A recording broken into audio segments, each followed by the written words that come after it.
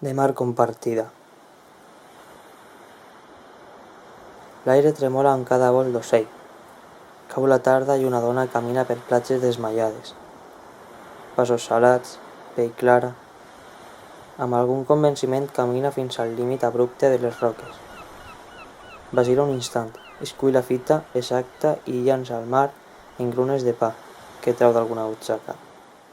La dona riu, enfrontada a les ones, quan els peixos s'acosten a menjar-se el riure, fins que s'apaga el desvarí d'escates i contempla en silenci com retorna a la calma.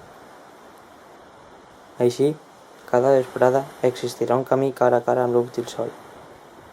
Mentre la dona, pell salada, passos clars, crega el gran motiu per caminar se'l trau d'una butxaca i que no tornarien a nadar els peixos si no fos per l'esperança de buscar-li les mans, felices i amples com dues magnòlies.